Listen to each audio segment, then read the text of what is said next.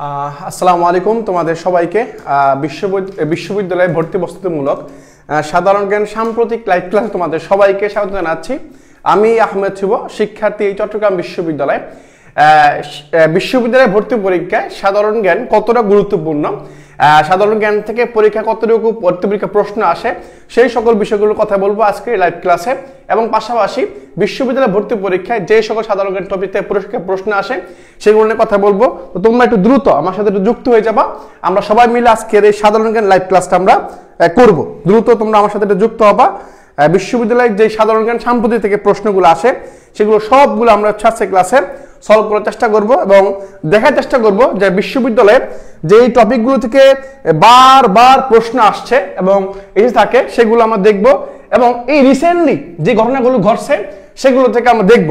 তোমার আমার সাথে একটু দ্রুত যুক্ত হয়ে যাবা, আমরা সবাই মিলে আজকের এই লাইভ ক্লাসটা করি।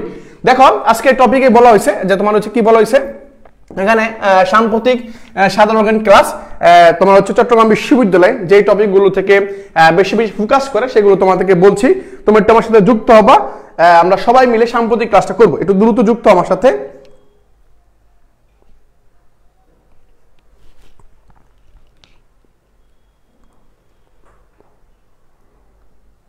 ওকে, আমি দেখতে পাচ্ছি আমার সাথে যুক্ত হচ্ছে অনেকেই। দ্রুত একটু যুক্ত হয়ে যাওয়া প্রিয় ভাইরা, আমরা সবাই মিলে আজকে লাইভ ক্লাসটা করব।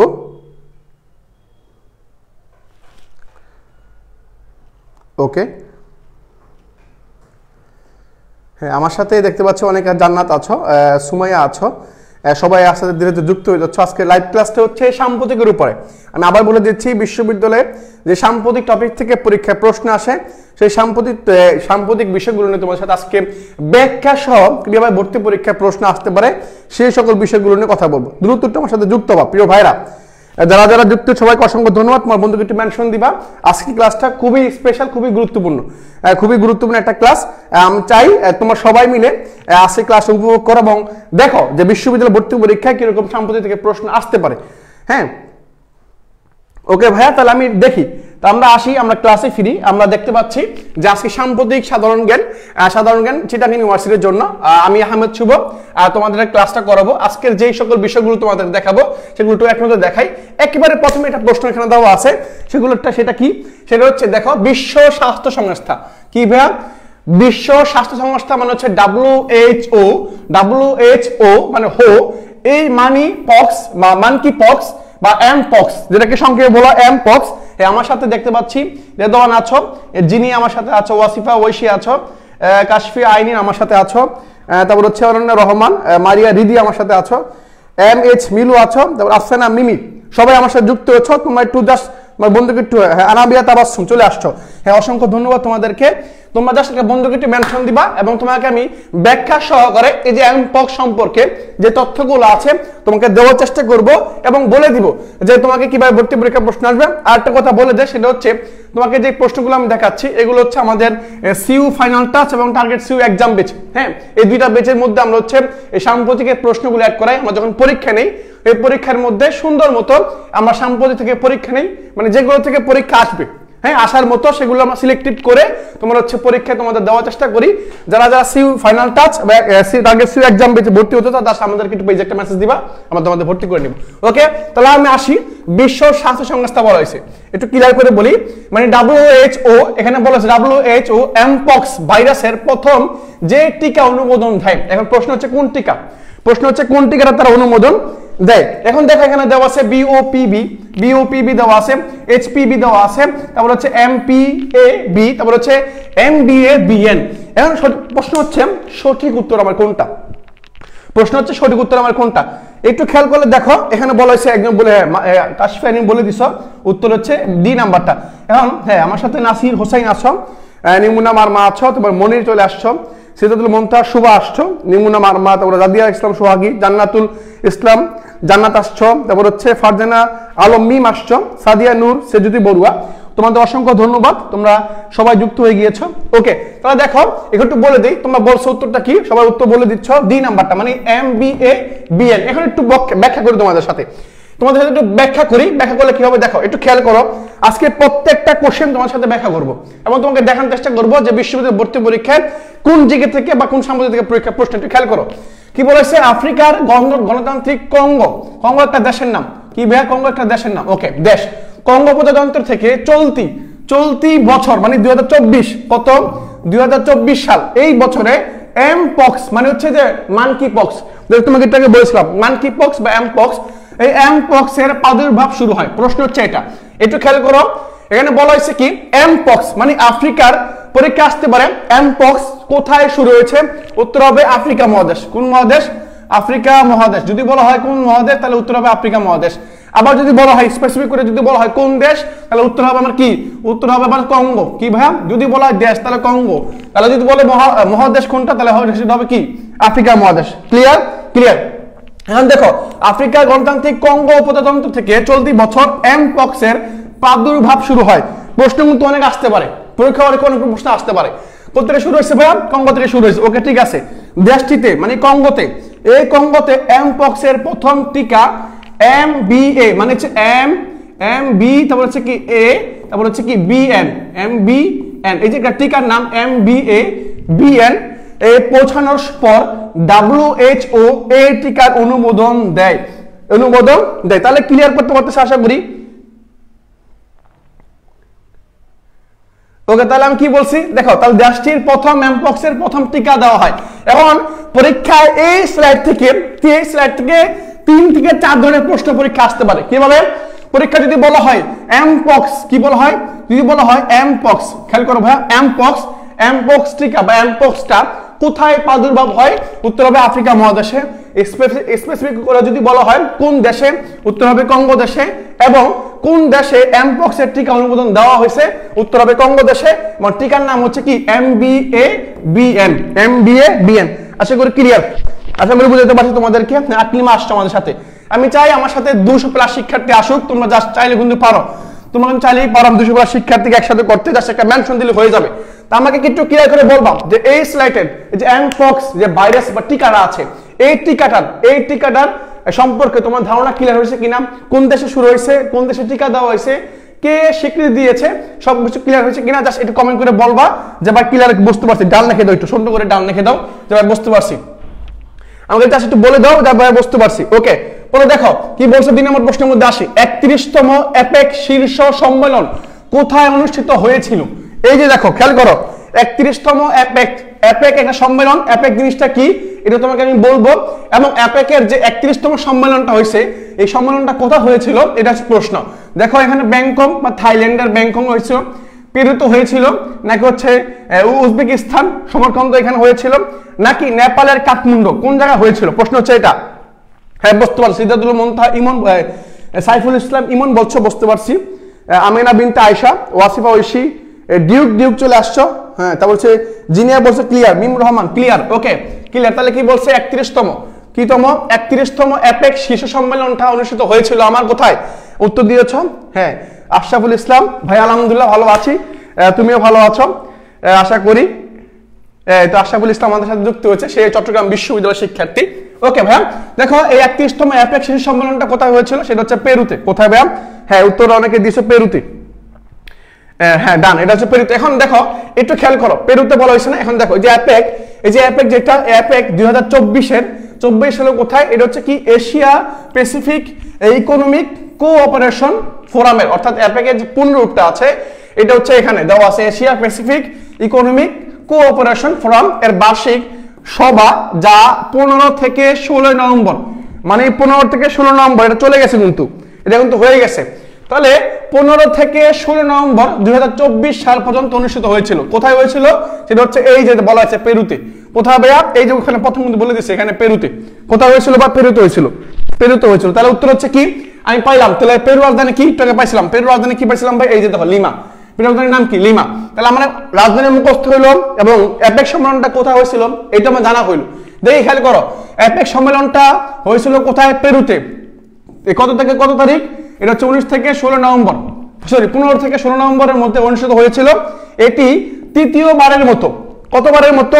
তৃতীয়বারের মতো শীর্ষ সম্মেলনের আয়োজন করেছে। অর্থাৎ পেরুতে এর আগে আরো 2বার হয়েছে, মানে পেরুতে এবার নিয়ে 3বার, পেরুতে এবার নিয়ে 3বার অ্যাপেক সম্মেলনটা হয়েছিল পেরুতে বা পেরুতের লিমাতে। এবং এই তিনবার যে হয়েছে সেবার হচ্ছে 24 সালে, এর আগে আরো দুইবার হয়েছিল। এর আগে কয়বার হয়েছিল?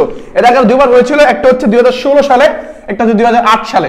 2008 এবং 2016 সালে এই আয়োজন করেছিল কোথায়? অ্যাপেকের মানে অ্যাপেক মানে একটা সমাবেশ হয়েছিল বা সভা হয়েছিল কোথায়? পেরুতে হয়েছিল মোট তিনবার, একবার 2024, একবার 2008, একবার 2016। এই তিনবার তোমার পেরুতে কি হয়েছিল? পেরুতে হচ্ছে আমার এই সম্মেলনটা হয়েছিল। তো আশা করি তোমাদের বুঝাতে পারছি, আশা করি তোমাদের বুঝাতে পারছি। এই পেরু কোথায়? পেরু হচ্ছে দক্ষিণ আমেরিকার একটা দেশ। কোন আমেরিকার দেশ ভাইয়া? পেরু হচ্ছে দক্ষিণ আমেরিকার দেশ। হ্যাঁ, দক্ষিণ আমেরিকার দেশ হচ্ছে পেরু। ওকে ভাইয়া, পরবর্তী আমি প্রশ্নে আসি, আমাকে একটু বলবা একটা প্রশ্ন সলভ করতে পারলে বা বুঝার পরে তুমি জাস্ট কমেন্ট করে বলবা যে আমি বুঝতে পারছি, বা ডি লিখে দিবা ও ডান লিখে দিবা, জাস্ট বলে দিলে বুঝতে পারবা আর কি। পরে আসি, দেখো কি বলেছে, এই যে ডোনাল্ড ট্রাম্প, এই যে ডোনাল্ড ট্রাম্প থেকে পরীক্ষা বা প্রশ্ন আসার সম্ভাবনা খুব বেশি। ডোনাল্ড ট্রাম্প থেকে পরীক্ষা সম্ভাবনা আসা বেশি। কেন বেশি? দেখো, এই ডোনাল্ড ট্রাম্প যুক্তরাষ্ট্রের 47তম প্রেসিডেন্ট। কততম ভাইয়া? ডোনাল্ড ট্রাম্প তোমার হচ্ছে যুক্তরাষ্ট্রের 47তম প্রেসিডেন্ট এবং হিসাবে শপথ নিবেন কত তারিখ? প্রশ্ন হচ্ছে এটা, কত তারিখ উনি কি করবেন? শপথ নিবেন। প্রশ্ন হচ্ছে এটা। এখন খেয়াল করো, এখানে তারিখ দেওয়া আছে 20 জানুয়ারি 2025, 10 জানুয়ারি 2025, ডিসেম্বরের 20 তারিখ নাকি 15 তারিখ? প্রশ্ন হচ্ছে এটা। দেখো একটু ক্রিটিক্যালি 10 জানুয়ারি থেকে 2025 একজন বলছো। ডোনাল্ড ট্রাম্প বর্তমান রিপাবলিকান পার্টি থেকে কি করছেন? উনি জয়যুক্ত হয়েছেন। উনি বর্তমান আমেরিকার প্রেসিডেন্ট। কততম প্রেসিডেন্ট ভাইয়া? এটা 47তম প্রেসিডেন্ট, মনে রাখবা। আমেরিকার 47তম প্রেসিডেন্ট হচ্ছে কে? এই ডোনাল্ড ট্রাম্প। এই ডোনাল্ড ট্রাম্প হচ্ছে 47তম প্রেসিডেন্ট, মানে এর আগে 47 দিন হয়েছে, উনি দ্বিতীয়বার। কত তারিখ শপথ দিবেন? সেটা হচ্ছে 20 তারিখ জানুয়ারি মাসের 2025 সাল। 2025 সালের জানুয়ারি মাসের 20 তারিখ উনি কি করবেন?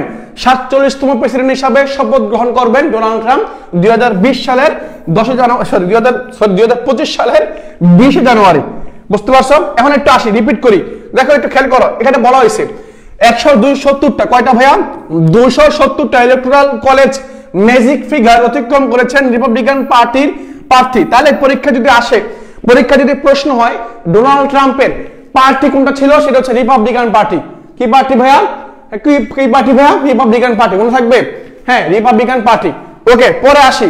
তারপর দেখো এখানে বলা হয়েছে এর মাধ্যমে মানে জয়যুক্ত হওয়ার মাধ্যমে তিনি কি হয়েছে? তিনি যুক্তরাষ্ট্রের 47তম মানে রিপাবলিকান পার্টি হিসাবে উনি কি করছেন? জয়যুক্ত হয়েছেন। 270টা, কয়টা? 270টা ইলেকটোরাল ভোট পাইছে, পাওয়ার পরে নির্বাচিত হয়েছেন কততম হিসাবে?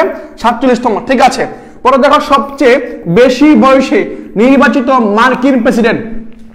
সবচেয়ে পরীক্ষায় দেখো সবচেয়ে বয়স্ক, বয়স সবচেয়ে বেশি হচ্ছে কার? এই ডোনাল্ড ট্রাম্পের।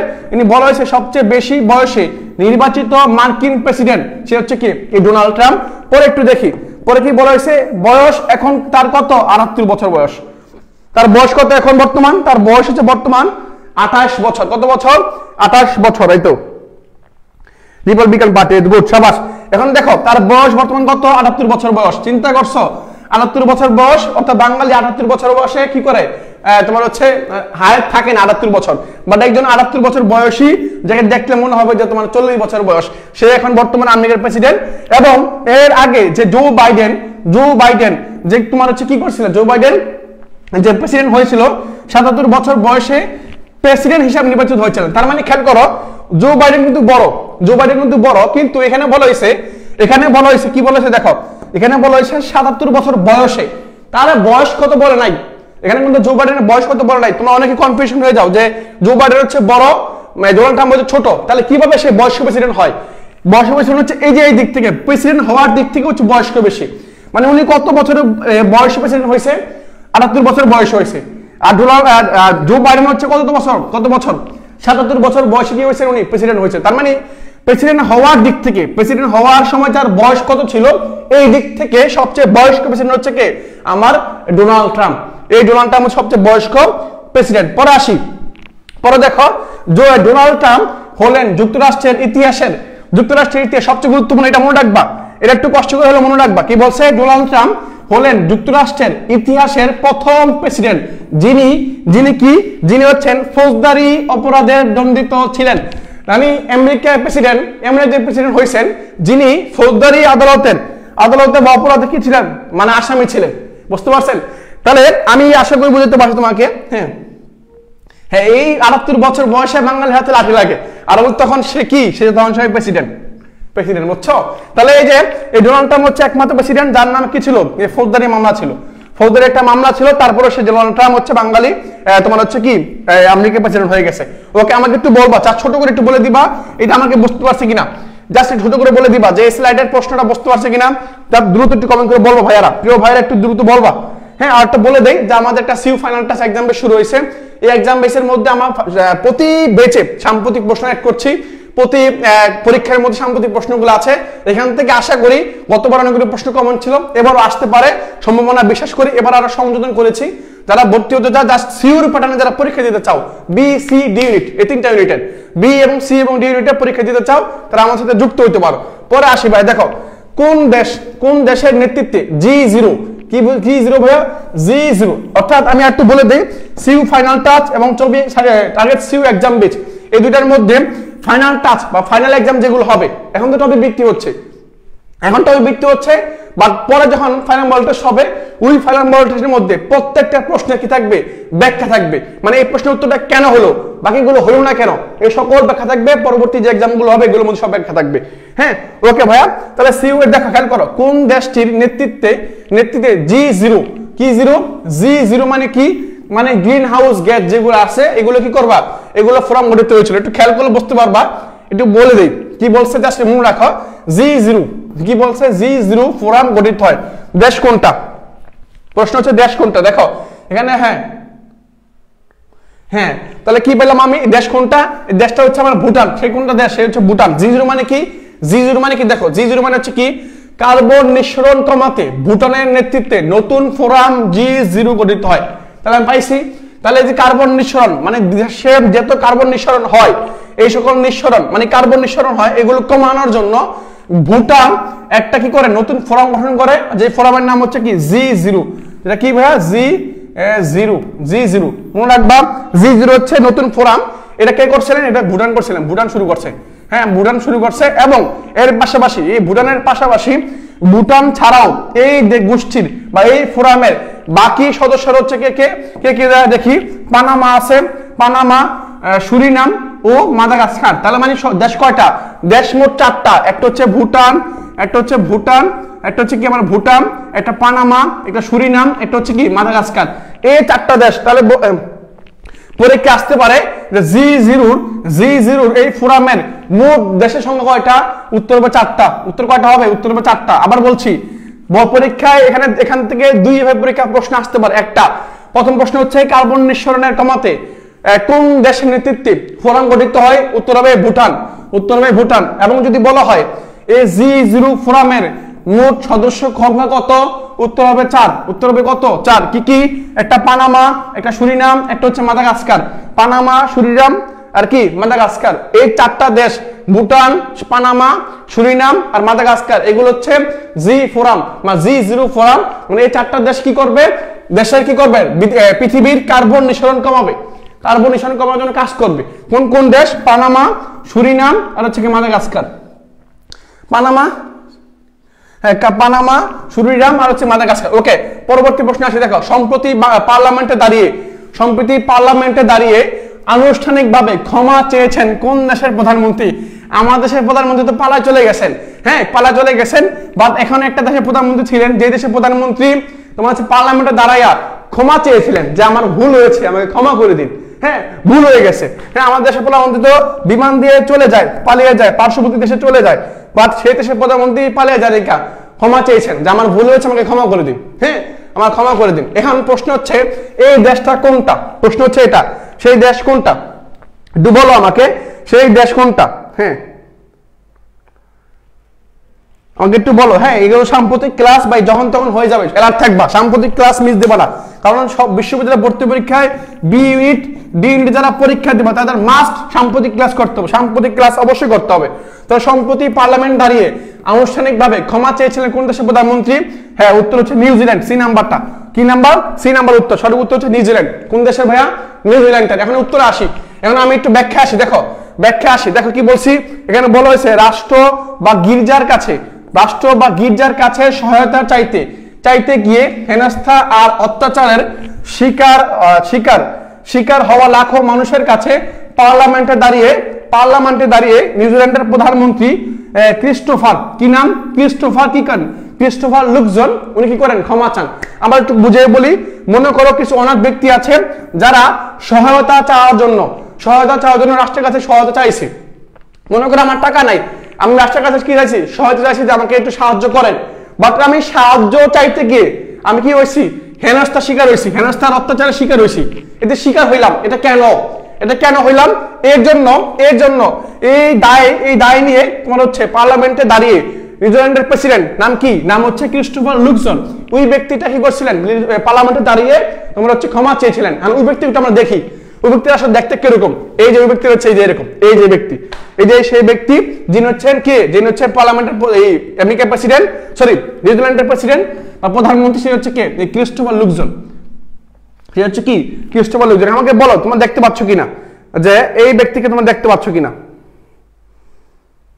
হ্যাঁ, এটা হচ্ছে কি, এই যে দেখো ক্রিস্টোফার লুকজন।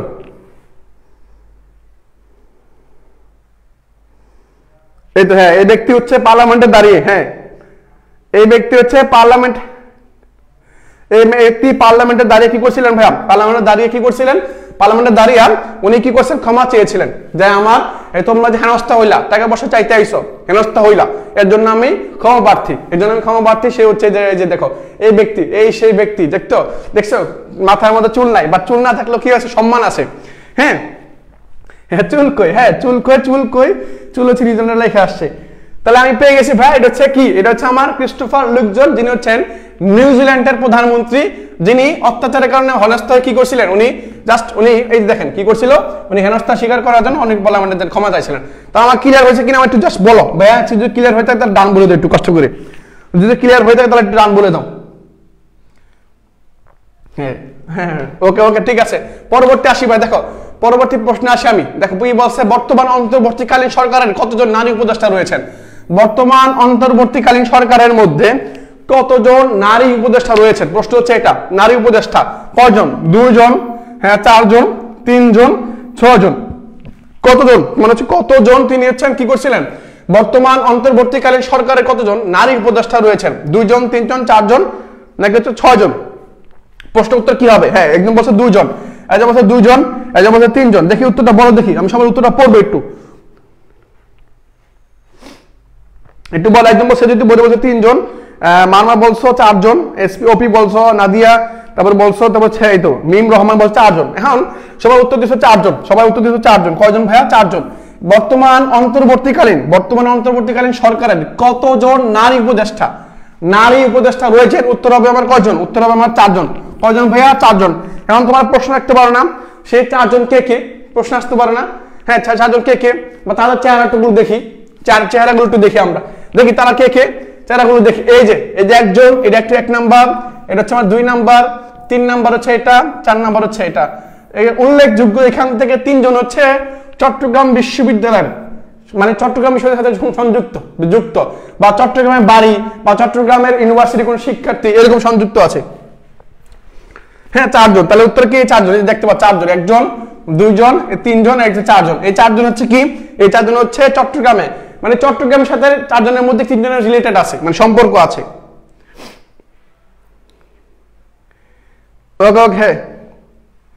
ওকে ঠিক আছে ভাই, তাহলে আমি আসলে বুঝতে পারছি। ওকে পরবর্তী আসি।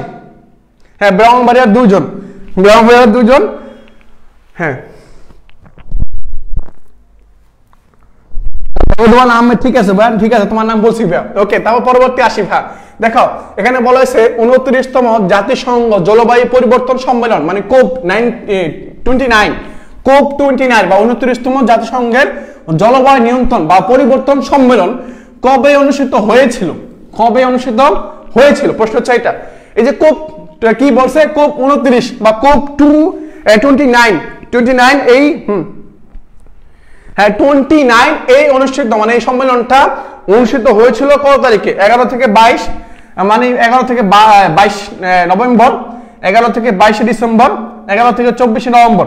কোনটা সঠিক উত্তর হবে? হ্যাঁ একটু বলো যে এখানে সঠিক উত্তরটা আসলে কি হবে ডক্টর?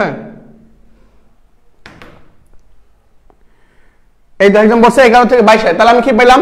29তম জাতিসংঘ জলবায়ু পরিবর্তন সম্মেলন কোপ 19 কবে অনুষ্ঠিত হয়েছিল? উত্তর হচ্ছে আমার 11 থেকে 22 নভেম্বরের মধ্যে। এখন দেখি তো একটু প্রশ্ন আসে, ব্যাখ্যা আসে, দেখো খেয়াল করো। এখানে বলছে 2024 সাল, 2024 সালে জাতিসংঘের জলবায়ু পরিবর্তন সম্মেলন বা ইউএনএফসিসিসি এর পক্ষগুলির সম্মেলন, যা সাধারণত কোপ 19 বা 29 কোপ 29 নামে পরিচিত। কোনটা?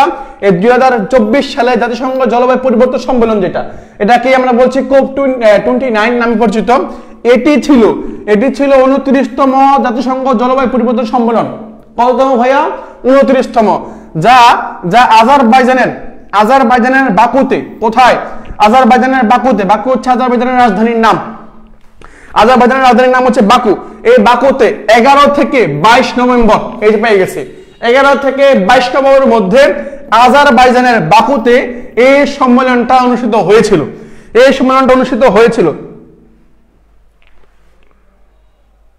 হ্যাঁ, সাল তো আসবে না বলছিলাম, সাল আসবে না, আমি বলছিলাম সাল কোনগুলো আসবে না, সাম্প্রতিক এগুলো একটু দেখবা, যেগুলো ইম্পর্টেন্ট। সাল এই যে দেখো ইম্পর্টেন্ট, এটা তারিখটা দেখে রাখবা, এই তারিখটা দেখে রাখবে একটু। এগুলো সাম্প্রতিক সমসাময়িক বিষয়গুলো দেখবা, এগুলো দেখে রাখবা, বাট ঐতিহাসিক যে সালগুলো সেগুলো অ্যাভয়েড করবা। হ্যাঁ, আজারবাইজানের বাকুতে। তাহলে আমি পরীক্ষা প্রশ্ন যদি আসে, তাহলে কোথায় হয়েছিল? কোপ, বা যদি বলা হয় কোপ, এই কোপ সম্মেলনটা কোপ 29, এই কোপ 29 এই সম্মেলনটা কোথায় হয়েছিল? উত্তর হবে আজারবাইজানের কোথায়? বাকুতে। কোথায়? বাকুতে। আজারবাইজানের রাজধানীর নাম কি? বাকুতে। ওকে, ঠিক আছে, পরবর্তী আসি, একটু খেয়াল করো। এখানে বলেছে বাংলাদেশের সাব জয়ী নারী ফুটবল দলের অধিনায়ক কে? বাংলাদেশ সাব বিজয়ী বা সাব জয়ী নারী ফুটবল দলের অধিনায়ক কে? রমনা চাকমা, ঋতুপর্ণা, সাবিনা খাতুন, নাকি হচ্ছে জেসমিন খাতুন? উত্তরটা কি হবে? হ্যাঁ, কে তোমার হচ্ছে? হ্যাঁ, তোমার হচ্ছে বাংলাদেশের সাব জয়ী, সাব চ্যাম্পিয়ন, হ্যাঁ, নারী ফুটবল দলের অধিনায়ক কে ছিল? প্রশ্ন হচ্ছে এটা। প্রশ্ন হচ্ছে বর্তমান সাম্প্রতিক বিষয়, একেবারে সাম্প্রতিক বিষয়। হ্যাঁ, একটু বলো কষ্ট করে যে উত্তরটা আসলে কি হবে। এখানে উত্তরটা কি হবে? একজন বলে দিচ্ছ যে হ্যাঁ, একজন বলছো সাবিনা খাতুন। তাহলে আমি একটু উত্তর মিলাই ভাই, দেখো খেয়াল করো। বাংলাদেশের সাব জয়ী নারী ফুটবল দলের অধিনায়ক কে? সে উত্তর আমার সাবিনা খাতুন। কে ভাইয়া? সে উত্তর হচ্ছে আমার সাবিনা খাতুন। উত্তর কি ভাইয়া? উত্তর হচ্ছে আমার সাবিনা খাতুন। ঠিক আছে, উত্তর হচ্ছে সাবিনা খাতুন। এখন দেখো সবাই বলছি নাম্বারটা, হ্যাঁ সাবিনা খাতুন। কি খাতুন ভাইয়া? সেটা উত্তর হচ্ছে সাবিনা খাতুন। কি খাতুন? এই সাবিনা খাতুন হচ্ছে সঠিক উত্তর। একটু খেয়াল করো, বাংলাদেশের সাব জয়ী নারী ফুটবল দলের অধিনায়ক কে? উত্তর হচ্ছে সাবিনা খাতুন। এখন একটু দেখি সাবিনা খাতুন কি করছে। এই সাবিনা খাতুন দেখতে পাচ্ছ, এই সাবিনা খাতুন, এই যে সাবিনা খাতুন, এই যে সাবিনা খাতুন হচ্ছে এটা হচ্ছে সাবিনা খাতুন, যাকে কি করছে 1 কোটি টাকা, মাত্র 1 কোটি টাকা কি করছে তোমার হচ্ছে সাব চ্যাম্পিয়ন 2024 বিজয়ী মহিলা ফুটবল দলকে অর্থ পুরস্কার দিচ্ছে 1 কোটি টাকা। বুঝতে পারছো? এই যে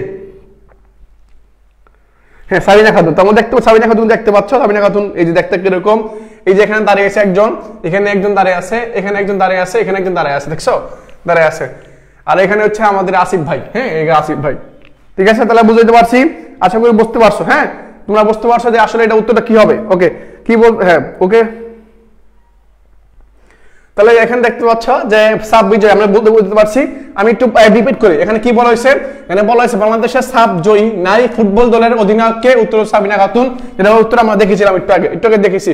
ওকে, আমার একটু কমেন্ট করে বলবা তোমরা এটা বুঝতে পারছো কিনা বা ক্লিয়ার হয়েছে কিনা, একটু বলো আমাকে যা এটা বুঝতে পারছো কিনা বা ক্লিয়ার হয়েছে কিনা। ওকে, ক্লিয়ার হয়ে গেছে। ঠিক আছে, এখন আসি পরবর্তী প্রশ্ন দেখি, একটু পরবর্তী প্রশ্ন আসি। দেখো পরবর্তী কি? জনসংখ্যার বিশ্বে বাংলাদেশের অবস্থান। জনসংখ্যার বিশ্বে বাংলাদেশের অবস্থান। জনসংখ্যায় বিশ্বে বাংলাদেশের অবস্থান হচ্ছে পঞ্চম, ষষ্ঠ, সপ্তম, অষ্টম। একেবারে ইউএনডিপি এর মানে প্রতিবেদন অনুসারে বাংলাদেশের বর্তমান জনসংখ্যার দিক থেকে বাংলাদেশ কততম? পঞ্চম, ষষ্ঠ, সপ্তম, অষ্টম। হ্যাঁ, রওশন জাহান বলছো অষ্টম হবে। হ্যাঁ অষ্টম। দেখি উত্তর করার চেষ্টা করো।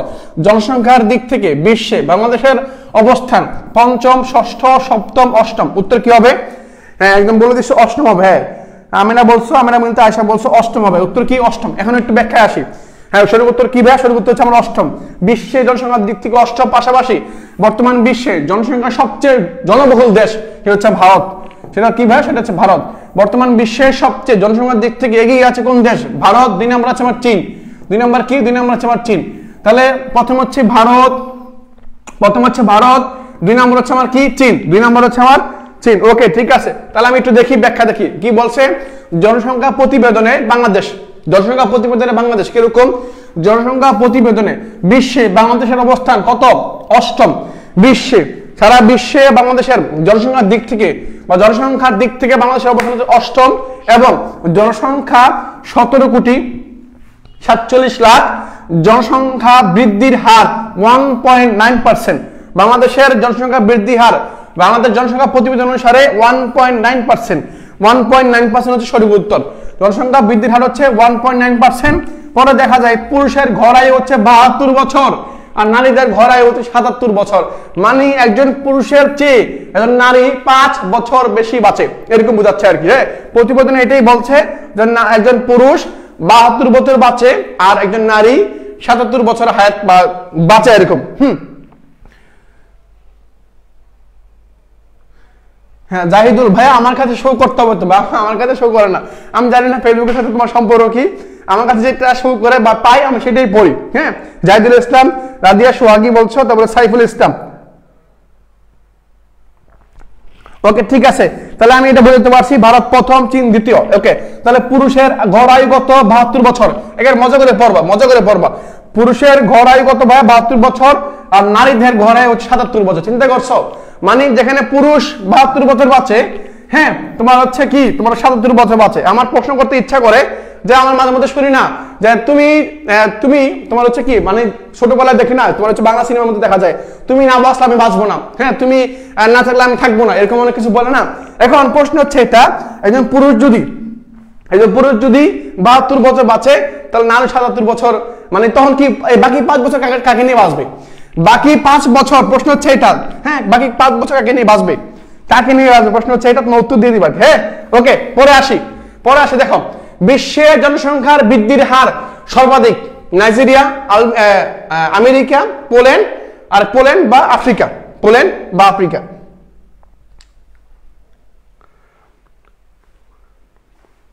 ওকে, তাহলে দেখো বিশ্বের জনসংখ্যা বৃদ্ধির হার সর্বাধিক নাইজেরিয়া, তারপর হচ্ছে আমেরিকা, পোল্যান্ড বা আফ্রিকা, কোনটা সঠিক উত্তর হবে একটু বলো?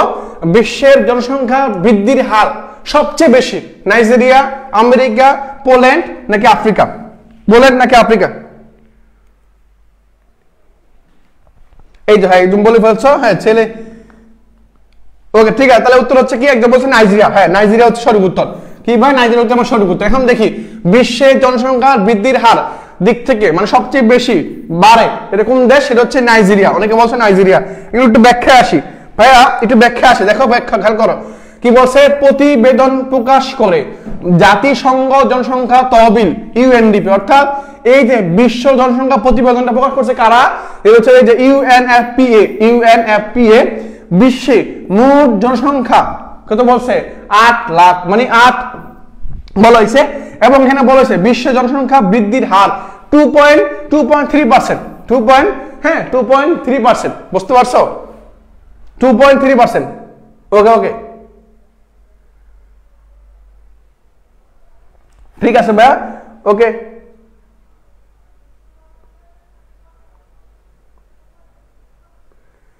এখানে বলা হয়েছে। ওকে ঠিক আছে, তাহলে দেখো কি জনসংখ্যা বৃদ্ধির হার সর্বাধিক কি? নাইজেরিয়া। সর্বাধিক হচ্ছে নাইজেরিয়া।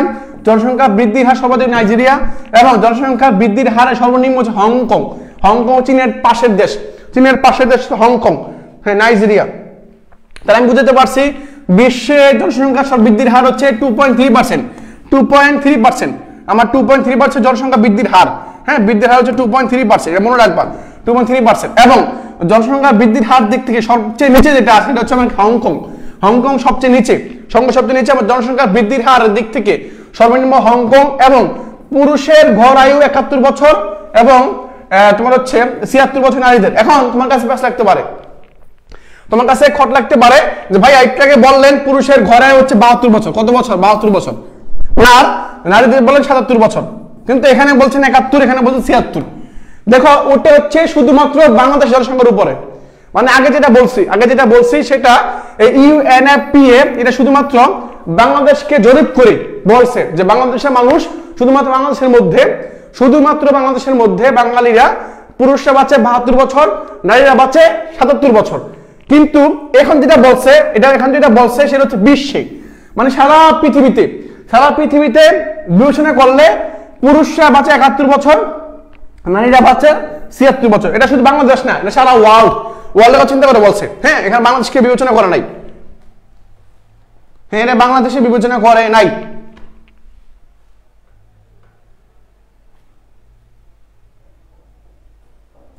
হ্যাঁ, ওকে, তাহলে কি বলে পুরুষের আর গড়াই হচ্ছে 71 বছর, নারীদের হচ্ছে 76 বছর। ওকে, তাহলে এটা আমাকে বলো, একটু বুঝতে পারছো কিনা ভাইয়েরা? প্রিয় ভাইয়েরা আমাকে একটু বলো, যদি বুঝতে পারো তাহলে ডি লিখে দাও, একটু কষ্ট করে ডি লিখে দাও। এটা হয়তো আমাদের একটু ডি লিখে দাও ভাই, একটু কষ্ট করে ডি লিখে দাও। ওকে, ডি লিখে দাও। পরে একটা প্রশ্ন আসে, দেখো, the art of triumph, the art of triumph কি? এটা আসলে জিনিসটা আসলে কি? এই জিনিসটা আসলে কি আমাকে একটু দ্রুত বলবা ভাইয়া। এই জিনিসটা আসলে কি? এটা কি পাবলো পিকাসোর গণহত্যা বিষয়ক চিত্রকর্ম বা কোটা সংস্কার আন্দোলনের রোড ম্যাপ নাকি হচ্ছে বৈষম্য বিরোধী ছাত্র আন্দোলন কালীন সময়ে ঢাকার দেয়ালে অঙ্কিত চিত্রকর্মের সংকলন, ডক্টর ইউনূসের আত্মজীবনীমূলক গ্রন্থ? কোনটা? The art of Triumf. এটা কি? এই জিনিসটা আসলে কি একটু বলো তো। এই জিনিসটা আসলে আমার কি বোঝায়? এই জিনিসটা দ্বারা কি বোঝায় বা কি বোঝাচ্ছে? হ্যাঁ, বলে সি নাম্বার সবাই বলে দিচ্ছ, সি নাম্বার সঠিক বলে দিচ্ছ। সঠিক উত্তর সি নাম্বারটা একটু দেখি ভাইয়া। দেখো, খেয়াল করো, এখানে বলতে আর্ট অফ ট্রায়াম্ফ কি? এই জিনিসটা আসলে কি? এটা কি তোমার হচ্ছে বৈষম্য বিরোধী ছাত্র আন্দোলনকালীন সময়ে ঢাকার দেয়ালে অঙ্কিত চিত্রকর্মের সংকলন নাকি ডক্টর ইউনূসের আত্মজীবনীমূলক গ্রন্থ? কোনটা? সঠিক উত্তর কি হবে? একদম বলছো সি নাম্বারটা। এখন একটু দেখি সি নাম্বারটা, মানে এটা হচ্ছে একটা আর্ট বা একটা চিত্র সংকলন যেটা হচ্ছে বৈষম্য বিরোধী ছাত্র আন্দোলনকারীদের আন্দোলনকালীন সময় ঢাকার দেয়ালে অঙ্কিত যে চিত্ররেখা ছিল এগুলো নিয়ে তুমি কি করছিলেন, এগুলো নিয়ে লেখাটা। এটা হচ্ছে আমার কি? এটা হচ্ছে আমার এটা। ওকে, এখন আমরা একটু দেখি জিনিসটা আসলে কি রকম। জিনিসটা আসলে কি রকম এটা দেখি। দেখো, জিনিসটা হচ্ছে যে এটা, এই দেখতে পাচ্ছ আমাকে? দেখো ভাই, এটা দেখতে পাচ্ছ কিনা? দেখো জিনিসটা কি সেটা একটু দেখো। এই যে দ্য আর্ট অফ ট্রায়াম্ফ, এই যে এই জিনিসটা হচ্ছে দ্য আর্ট ট্রায়াম্ফ। এই যে দেখো, এই যে এই জিনিসটা, এটা হচ্ছে এটা। আমাকে একটু বলো ভাই, দেখতে পাচ্ছ কিনা প্রিয় ভাইরা? এটা দেখতে পাচ্ছ কিনা? ইউনূস সাহেব হাসি দিছে, দেখছো কত সুন্দর হাসি দিছে? হ্যাঁ, কত সুন্দর হাসি দিছে, এই লোকটা হাসি দিছে। হ্যাঁ, দ্য আর্ট অফ ট্রায়াম্ফ, এটা হচ্ছে আমার সেই। ওকে, তাহলে এটা হচ্ছে আমার, এটা সর্বশেষ। এখন আমাকে একটু জাস্ট তোমরা একটু কমেন্ট করে বলবা ভাইয়া। হ্যাঁ, প্রিয় ভাইয়েরা।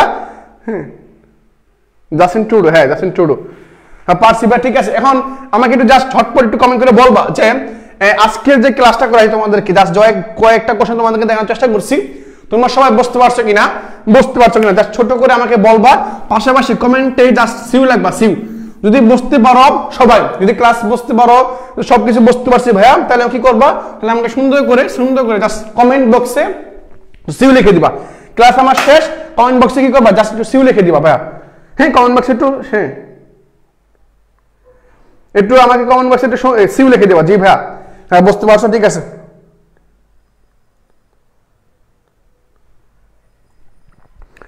হ্যাঁ, আলহামদুলিল্লাহ বুঝতে পারছি। আনাবিয়া বলছো সিউ ইনশাল্লাহ। নুসরাত বলছো আলহামদুলিল্লাহ ভাইয়া। মারমা বলছো ওয়েলকাম ভাইয়া, ঠিক আছে। আমাকে বলো, জাস্ট কমেন্ট বক্সে একটু সিউ লিখে দিবা, বুঝতে পারছি ভাইয়া, ঠিক আছে। ওকে, হ্যাঁ, নিসা নূর বলছো সিউ আমার ইনশাল্লাহ। অপি বলছো, প্রীতম ভট্টাচার্য বলছো, তারপর হচ্ছে হ্যাঁ, কালকে রাতে স্বপ্ন দেখছো এখানে আমাদের সাথে বিবেকে বাড়ি করবে, ইনশাল্লাহ স্বপ্নটা পূরণ হোক, সত্য হোক। জান্নাত নূর বলছো, আহসানুল হক, তারপরে মিনহাজ উদ্দিন, তারপর হচ্ছে নাদিয়া ইস্কান্দার বলছো, মিম রহমান। সবাই একটু কমেন্ট করে বলো যে ভাইয়া এই যে ক্লাসটা করাইছি এটা বুঝতে পারছো কিনা, জাস্ট সিউ লিখে দাও জাস্ট কমেন্টে। মিশকাত জান্নাত, কাশফিয়া বলছো, সাদিয়া জাব্বির বলছো, ফিজ বলছো, হ্যাঁ ফিজ বলছো, তারপর হচ্ছে আফরা, হ্যাঁ আদিবা বলছো, বলছে সামিরা চৌধুরী, ইনশাল্লাহ সিউ, ইনশাল্লাহ, হ্যাঁ ইনশাল্লাহ সিউ আমাদের হবে ইনশাল্লাহ। এমসি নিশু বলছো, তারপর হচ্ছে রেদওয়ান আহমেদ, ইনশাল্লাহ দোয়া করুন ভাইয়া, অবশ্যই তোমাদের জন্য দোয়া করি। বিশ্ববিদ্যালয়ে তুমি পড়ে যাবা, তুমি থামে যাবা না, হুজুর খেয়ে যাবা না, তোমাকে পড়ে যাইতে হবে ইনশাল্লাহ। জয় আর শিক্ষক তোমাকে অবশ্যই দিবে। তুমি থেমে গেলে জিতে যাবে অন্যজন, এমন রাখবা। তুমি যখন থেমে যাবা তখন তুমি আরেকজনকে সুযোগ করে দিচ্ছ, এখন তুমি যদি থেমে যাও দেখবা অন্যজন কি করতেছে, উঠে দাঁড়াচ্ছে। তুমি থেমে গেলে অন্যজন উঠে যাবে, স্বাভাবিক। থামা যাবে না, হতাশা আসবে, কষ্ট আসবে, দুশ্চিন্তা আসবে, অনেক কিছু হবে, বাট থামা যাবে না। আমি জানি তোমার আজকে পরীক্ষা খারাপ হইতে পারে বা আগামীকাল পরীক্ষা ভালো হবে, তারপরে যদি পরীক্ষা খারাপ হয় একদিন ভালো হবে। অবশ্যই সৃষ্টিকর্তা তোমার জন্য ভালো কিছু রাখছেন, পরিশ্রম করবা, অবশ্যই অবশ্যই সফলতা আসবে। জাস্ট পরিশ্রম করে দেবা, সৃষ্টিকর্তা ভরসা রাখবা। উপরওয়ালা একজন আছেন, উনি তো সবকিছু দেখতেছেন, কোথায় কি হচ্ছে, কতটুকু তুমি পরিশ্রম করতেছো, সবকিছু উনি কি করতে অবজার্ভ করতেছেন, ইনশাআল্লাহ ভালো কিছু ওয়েট করতেছে। হ্যাঁ সাইমা আক্তার বলছো, নাসির হোসাইন, ঠিক আছে বা চৈতালি সিনহা, ওকে, সামিরা চৌধুরী, সাদিতি বড়ুয়া, শিরিন আবাদি, ঠিক আছে ভাইয়া, রোশন জাহান, মাহমুদা মিষ্টি, ঠিক আছে ভাইয়া। আজকে ক্লাসটা আমরা এই পর্যন্ত রাখছি, তোমাদের সাথে দেখা হবে পরবর্তী সেশনে, পরবর্তী ক্লাসে। সেই পর্যন্ত তোমরা সব ভালো থাকবে, সুখী থাকবে, সুন্দর থাকবে, পড়াশোনায় মনোযোগ দিবে, সুন্দর মতো পড়াশোনা করবে ইনশাআল্লাহ। সিউক ক্যাম্পাসে খুব শীঘ্রই তোমাদের সাথে দেখা হতে যাচ্ছে, সেই প্রত্যাশা ব্যক্ত করে আজকে ক্লাসটাকে সমাপ্ত ঘোষণা করছি। আসসালামু আলাইকুম, ভালো থাকবে সবাই, আল্লাহ হাফেজ।